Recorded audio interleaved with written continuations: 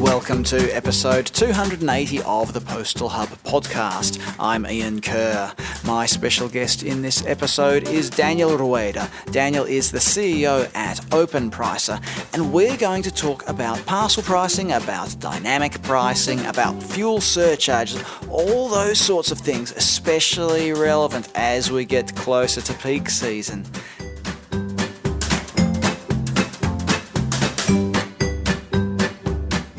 Joining me on the line is Daniel Rueda. Daniel is CEO at OpenPricer. Daniel, we're going to talk about pricing strategies and lots of interesting stuff like that. Super relevant right now, given what we're seeing globally in, instead of me doing a long-winded introduction, Daniel, maybe I should start with a question for you. Let's talk about the current market situation. What are you seeing as some of these key parcel pricing challenges in this current environment? So I think the industry has gone from stability with steady growth over many years to volatility since 2020. We had the pandemic, and now we are the war in Ukraine. So we have seen disruptions in the supply chain. We have seen structural changes. We have seen capacity shortage in some places. And now we are seeing inflation and lower demand. So the environment is unstable and unpredictable. So we have seen that increasing energy prices, fuel, gas, and electricity.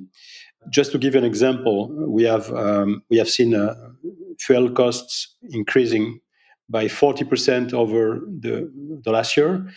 And just to give the impact is that this cost represents 25% of the cost of a truckload. And the impact in operating costs for a carrier is about 10%. If you add to that the impact of the inflation on labor costs and purchasing costs, we have an average of 8% inflation today in the US and in Europe as an average, with very high variations by country. We have some countries that have in Europe that have a 5% inflation and over a 20% inflation. So the environment is volatile and very difficult to manage.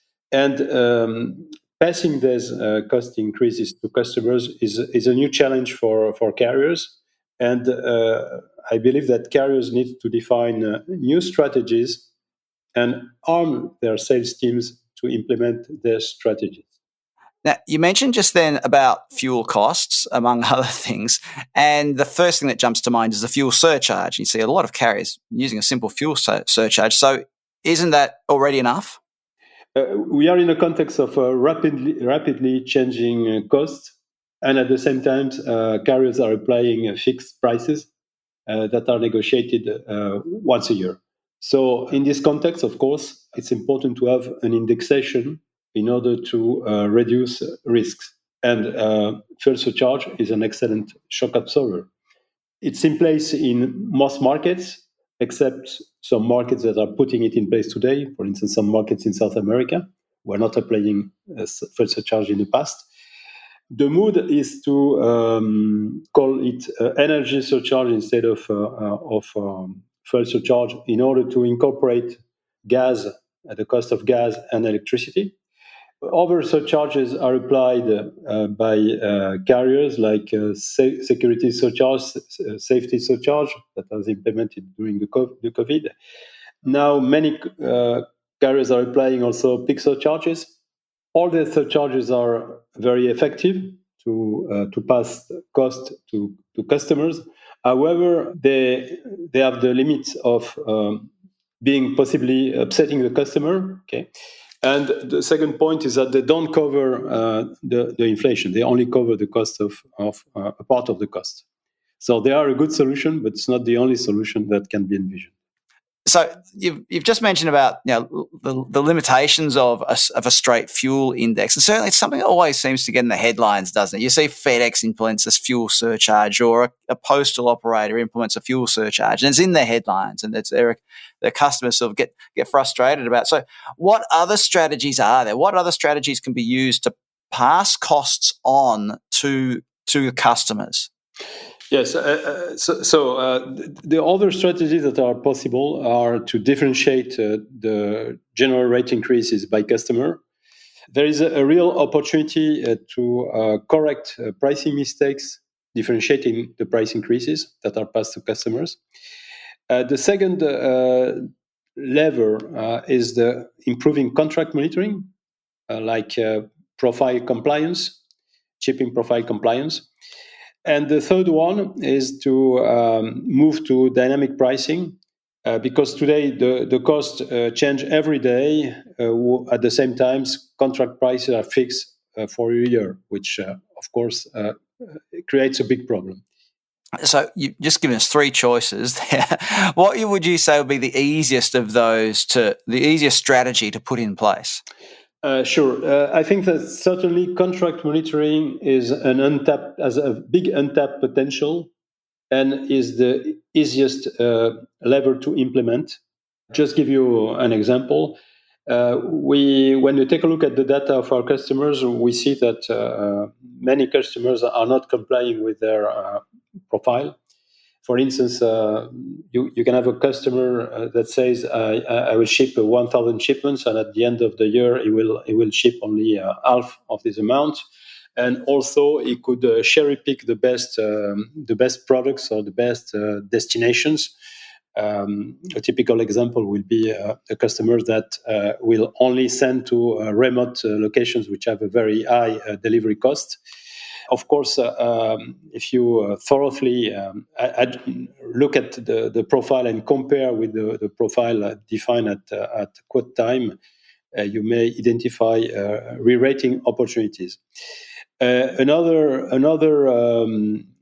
way to monitor the contract is to take a look at how stable or erratic the shipping profile of the customer is. You have customers that have a very stable profile and predictable profile, and other customers that have a very volatile profile that is unpredictable and generate extra additional operational costs. The contract monitoring has also the virtue to help to identify the risk of attrition and churn, and to identify cross-selling opportunities. So I think it's a big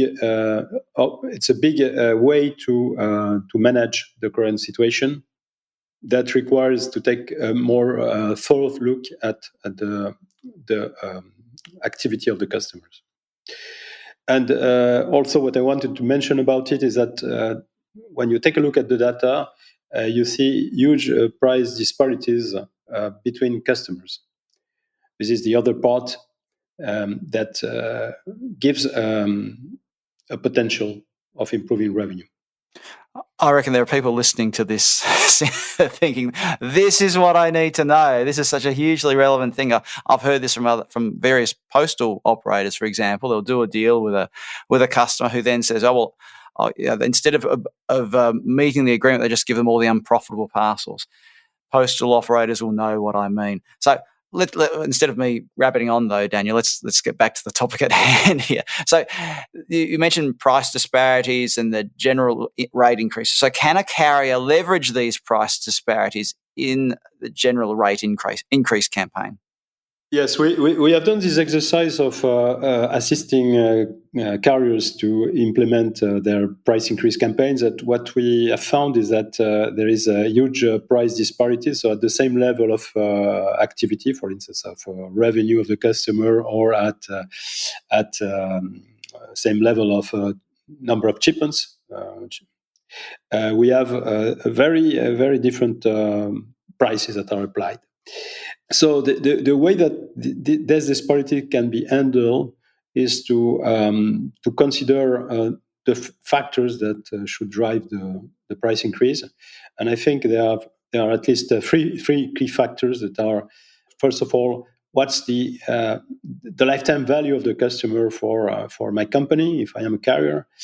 Usually, this is related to how big is the customer is in terms of revenue, but it may also be related to the growth potential of the customer. We may have new retailers, for instance, that have a tremendous growth potential and that have a big lifetime value.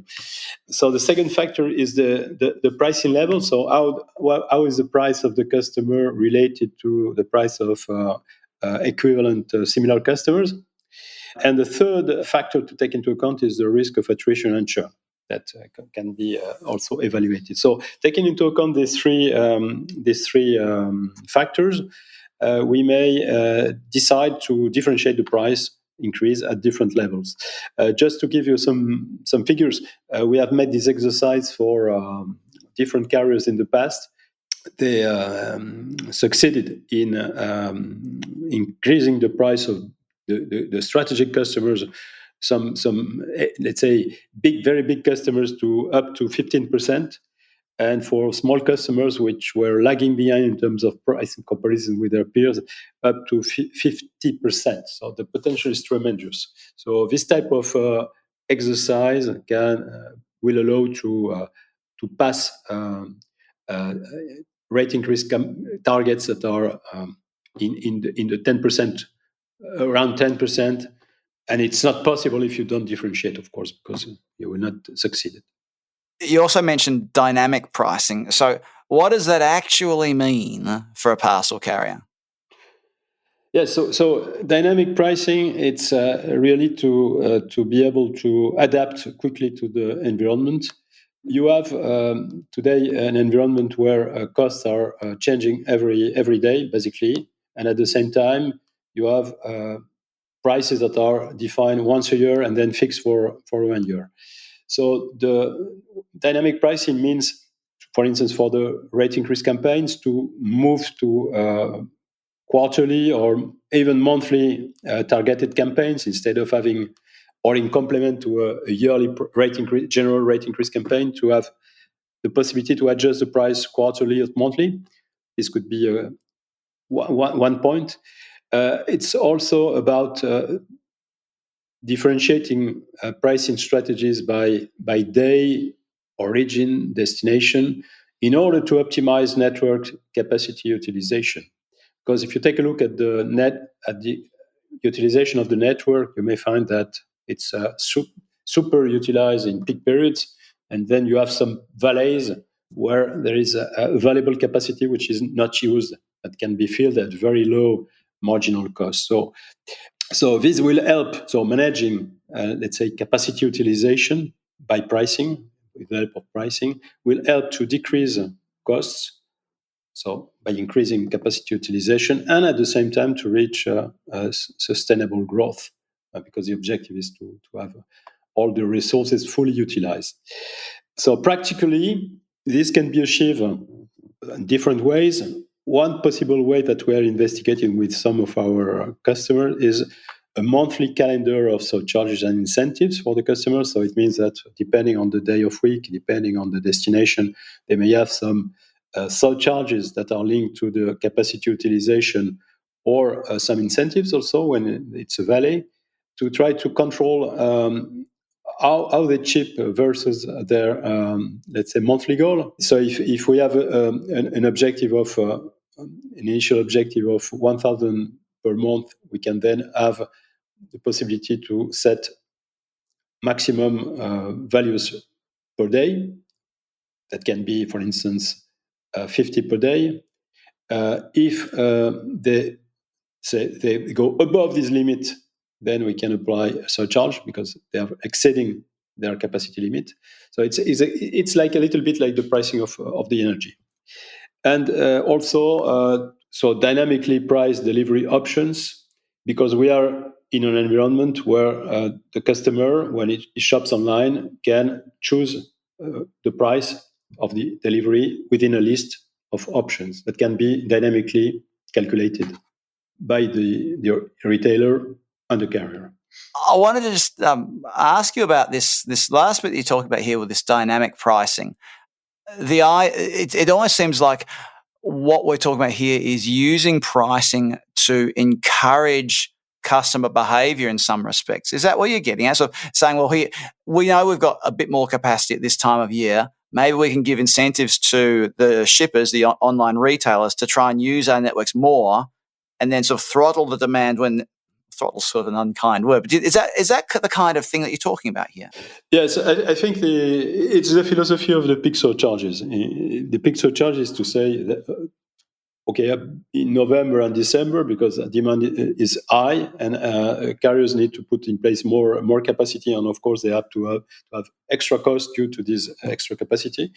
We will put a surcharge. So the concept of dynamic pricing is to do the same type of philosophy, but instead of doing it for a large period, is to say, okay, we have some days, some destinations where we have this problem of overcapacity. So it's to apply the same methodology, but at a thinner level of detail.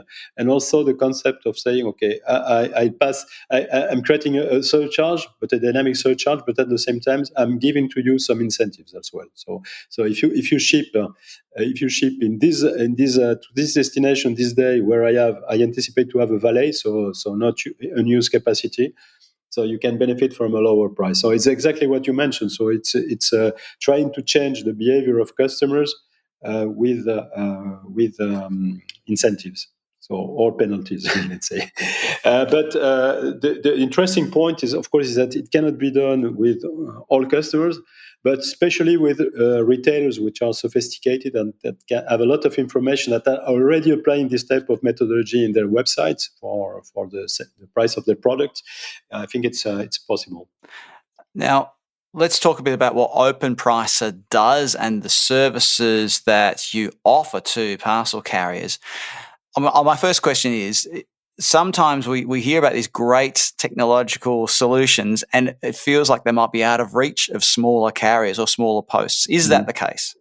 In fact, the business model of OpenPricer is to propose to carriers a pricing platform which is available as a SaaS service. Okay, and this platform can be configured to respond to their needs.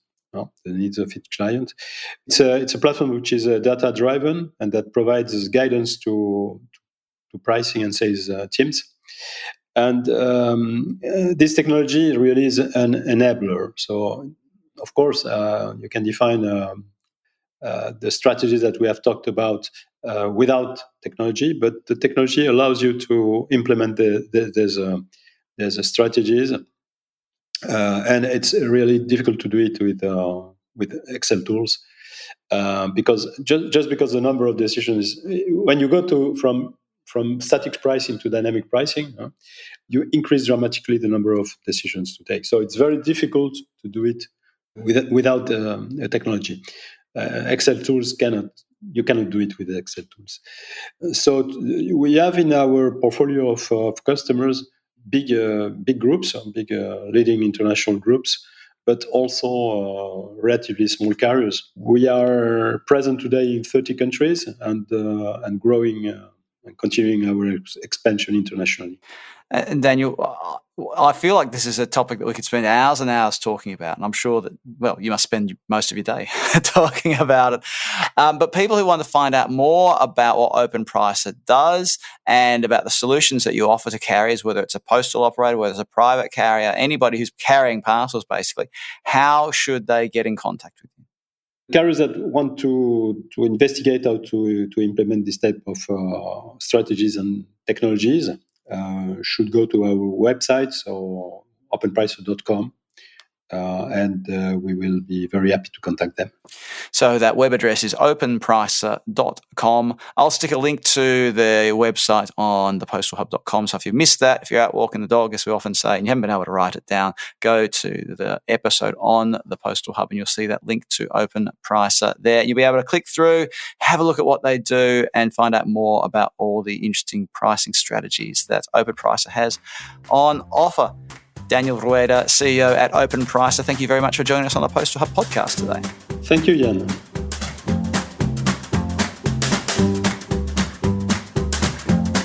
Coming soon on the Postal Hub podcast. Karen and Alan from DPD Group talking about sustainability, delving into some of the strategies that DPD Group is deploying to meet its ambitious sustainability goals.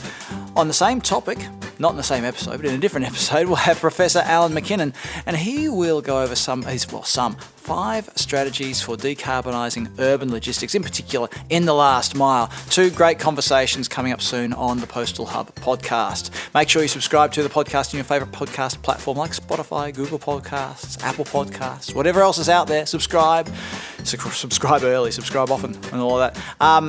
Also, go to thepostalhub.com if you haven't already and sign up for my email updates there. You can also sign up for the Daily Delivery Digest. Lots of stuff to poke around and read and sign up for on my website. Go to thepostalhub.com and do what you got to do. Also, if you're on LinkedIn, you can follow me on LinkedIn. Just find me out there somewhere and you can click follow instead of having to, send a connection request and all of that. And if you want to contact me, email is the best way to do it. ian@thepostalhub.com is my email address. I'm Ian Kerr. Thanks for listening in, and I look forward to your company next time on the Postal Hub podcast.